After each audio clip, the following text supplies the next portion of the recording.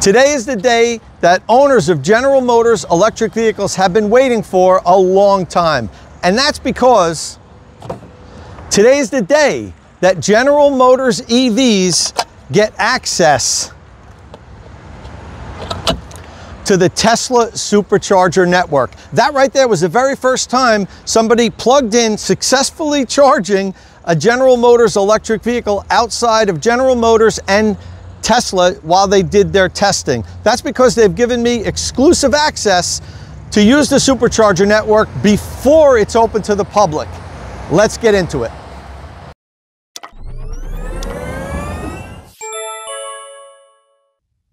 So yeah, it is a very big day for General Motors today and its electric vehicle customers because they finally have access to Tesla Superchargers. So I said in that little opening there that this was the first time GM vehicle was being charged at a Supercharger. Of course I meant with the adapter and not a Magic Dock station, because the Tesla Magic Dock sites have allowed General Motors vehicles and owners of other electric vehicles to charge at those Superchargers, but there's not a lot of Magic Dock locations out there. Yes, Tesla's installing more, but the vast majority of their chargers out there now are not Magic Dock. And with this announcement, the General Motors electric vehicles now have access to almost 18,000 Tesla Superchargers. Now, they do have to be the V3 or later Superchargers, and there are a lot of version 2 Superchargers out there that won't charge your electric vehicle or the vehicle from any other company. It's not just GM vehicles. So you'd need to check in your vehicle's navigation system. The vehicles show what charging stations are available to them. And also you could use third-party apps like PlugShare and ChargeWay. And even the Tesla app will tell you which Superchargers the third-party companies can use with the adapter. So you want to make sure you don't pull up to a V2 station thinking you can charge and you can't. But there's, at least General Motors said, I think 17,800 Superchargers now that their customers can use. So that's very liberating. I have a Ford F-150 Lightning and a Rivian R1S. Both of those vehicles have Supercharger access already. And since we got Supercharger access, it's so much easier to road trip. It just makes it so much easier. The fact that you can just plug in pretty much anywhere, you know, it's very liberating. And I'm sure General Motors customers are going to be very happy about this. Now, I have to mention one thing. All currently sold General Motors EVs will have access as of today, except for the Bolt EV. Well, the Bolt EV and EUV does have access, but the vehicles aren't ready for it. You have to bring your Bolt EV or EUV to a Chevrolet dealership, and they will perform a software update that's necessary to make it work on Tesla Superchargers. You can't get it with an OTA. You got to go to the dealership and get this done. As of today, the dealers are authorized to provide this software update. So you shouldn't have a problem at your dealership. They should already know what to do and be able to take the vehicle in and give it the upgrade needed. Okay, so you have a Bolt or another General Motors electric vehicle and you want to use Superchargers. How do you do it? Well, you gain access through your car's app. So let's see how that's done. So first, open your app. You see I have my Chevrolet app open here, and in the top right-hand corner where it says TM, that's how you go into your settings. Once you're into the settings, you want to scroll down to public charging. Tag public charging, and now you'll see the linked accounts. You see I have EVgo and ChargePoint linked, ready to go charge by app. So I don't have to use RFID cards or the apps from those networks when I want to charge there. But now look up. Supported networks, Tesla Supercharger, that's new. That was not there before, and just as of today, GM's added that to the app. So what you need to do is tag Tesla Supercharger, and from there you'll come to the next screen where it says Access My Chevrolet Supported Networks. Access supported public charging networks beginning with 15,000 Tesla Superchargers and more networks coming soon. Use My Chevrolet app to find charging stations, initiate charging, and securely pay. From there, you want to tag Get Started. The next screen is going to say Supporting Networks. Continue to select a payment method. Order an authorized NACS DC adapter. Find a Tesla Supercharger. Start a charging session and pay from the My Chevrolet app. More charging networks will be added soon. From there, you want to hit continue. Now, after you hit continue, what you're going to see is where you add your payment method. Now, I already have a payment method added because I have this set up for ChargePoint and EVgo, but that's where you would add your payment method. You have to have a payment method added or you can't use your app to charge at Tesla Superchargers. You then hit activate, and now it says activation in progress, and it may take a few minutes, but now you're done. You don't have to stay on this screen. It even tells you to close this screen and order your approved NACS DC adapter. So I did just that. I closed out of the screen, and you can see here where it says Tesla Superchargers, it says order the adapter. I clicked on that, and it took me to the Chevrolet accessory shop, and the adapter wasn't there because this is before it's available. I'm doing this a week ahead of the official launch, but I assume if you click on that now, by the time this video is playing, you'll see the NACS adapter there, which you can order for $225. State of Charge is powered by Qmerit. After I've helped you decide which electric vehicle charging equipment you're going to buy, follow the link in the description of my videos and let the EV charging installation professionals at Qmerit install it. All right, so I've turned on Supercharger Access in my app. I have my adapter in hand. Let's head over to a Tesla Supercharger and see how this works. All right, so I'm here at a Tesla Supercharger station. I've turned on access through the app. I have my adapter here and I'm good to go. But there's something I want to point out. This actually happens to be a Tesla Magic Dock location. And at Tesla Magic Dock locations, there's an adapter built into the charger. This station here, I could have actually been using all along. However, because this is early access and the Supercharger network isn't open yet, GM and Tesla told me I needed to use this location here near my house because the other locations wouldn't work yet. But when you see this video, the other locations will work. I just wanted to make that clear in case people say, wait, Tom, you're at a Magic Dock location. So that's why. Okay, so let's see exactly what General Motors recommends as far as the proper practice to use the Tesla Superchargers. First, they ask you to park appropriately. Position the vehicle so the charge port is closest to the charger. Be considerate of others and only use one spot. Now, as you can see, unfortunately, I am using two spots. That's because of the positioning of the charge port won't allow me to park in the proper spot. This spot here is for this Tesla Supercharger because Teslas have their charge port on the rear driver's side of the vehicle. The Equinox is on the front driver's side. So this is the closest I can get to the Supercharger, which is where I need to be in order for the cable to reach.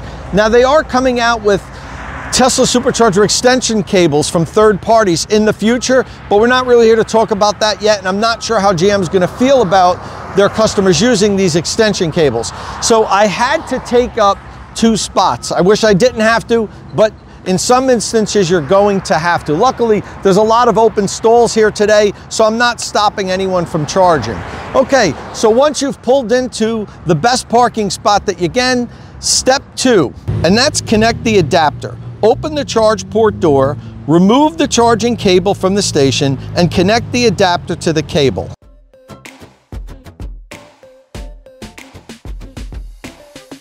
Step 3, connect the cable. Plug the cable and the adapter into the vehicle's charge port. A blue light may appear to indicate a successful charging connection.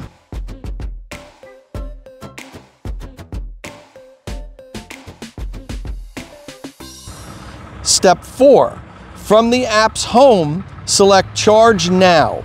On the pop-up, choose the correct charger and select Charge Now. Step 5, select Start Charging to begin. You'll receive an app message when charging is complete. Now, if you want to unplug before your charging session is complete, you can either stop charging from within the vehicle or just press the button on the adapter itself and that will stop charging and you can unplug. The last step is unplugging. Disconnect the charger and the adapter from the vehicle together. Then disconnect the adapter from the charger and place the charger into your vehicle.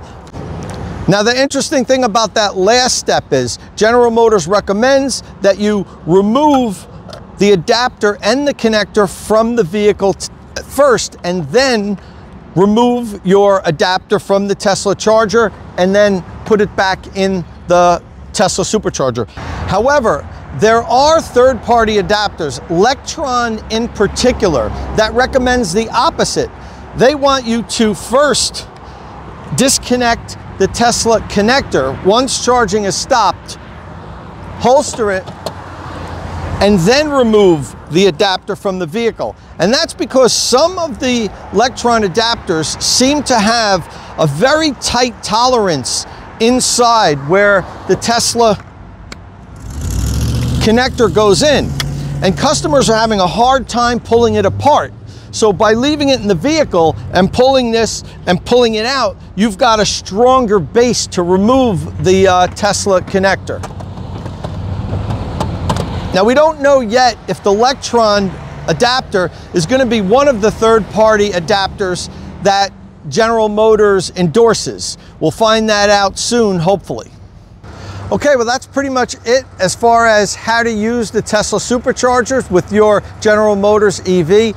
I have enough juice here, so I'm going to head back home to the State of Charge garage, where we're going to talk about the different types of adapters that you can purchase to get supercharger access. Okay, next up, let's take a look at the adapters that you can use to access the Tesla superchargers. But first, I want to mention, as far as the authentication process goes when you first plug in, with General Motors vehicles, you need to start the charging session at a Tesla supercharger either through your app or from the infotainment system in the vehicle. Now, that's different than how Ford and Rivian have implemented their system so far. They have plug-in charge, and that will automatically authenticate the vehicle through the vehicle's own app. While General Motors vehicles do work with plug-in charge, they can't do it with the Tesla supercharger system. I don't know if there's a reason why they can't do it, or if General Motors decided they don't want it to work that way. But you can't set your app up so that when you plug into a Tesla supercharger, it'll automatically start charging. You still have to go into your app and hit start charging, or into the vehicle and press start charging on the infotainment system. I found that to be interesting, that it's a little bit of a different implementation. But you can also still let's say, cut out the your GM native app and authenticate the charging session, start it through the Tesla app. Some people have a Tesla app with a Tesla account. You can start your charging session that way if you'd like. Obviously, General Motors recommends and wants you to use it through their app, but you can do it either way, and there probably is going to be some savings if you do it through the Tesla app, but I haven't gotten into the cost of this yet. At least I haven't really had the opportunity to talk to GM about cost going through their native app and then using the Tesla supercharger app. But I know the way it works with the other vehicles is you can save money if you have an account with Tesla, pay a monthly fee, and charge through their app. Now, I'd only recommend doing that if you need to supercharge frequently and you're going to use the supercharger network a lot, because you do pay a monthly fee to have an account with Tesla. And if you're not using it at least once a month, you're better off not doing it that way and just plugging in and charging. Okay, so now let's take a look at the adapters. Now, first up, this is the official Tesla adapter. And this is the one that I believe you're going to get if you order through your native General Motors app. However, GM did tell me that they're going to be using multiple suppliers for the adapter, because they understand that the other companies, and they didn't come out and say this, but it was basically because Ford and Rivian's customers have not been happy so far with the fact that many of them ordered the adapter, and months later they still haven't gotten it because Tesla wasn't able to produce them really as fast as Ford and Rivian needed to distribute them to their customers. Now, you are going to pay for it through GM. Ford and Rivian did give it free to their customers. General Motors is charging $225. And as I said, they said they're going to have multiple suppliers. Now, whether that means multiple suppliers will be making this exact adapter, or if they're going to use other third-party companies like Lectron we have here and A to Z here, that's not clear at this point. And they do say in the app that the use of non-authorized parts, whether it's modifications to your vehicle or adapters and so forth, can void your warranty. We've been through this with the Ford and the Rivian, saying that this is the only adapter that they want you to use on the Tesla network, basically because Tesla has said they don't want any other adapters other than the one they make. However, we live in the real world, and people use third-party adapters. And that's why I've made a lot of videos on this so far. I've reviewed both the Lectron Vortex and the A to Z Typhoon Pro adapters.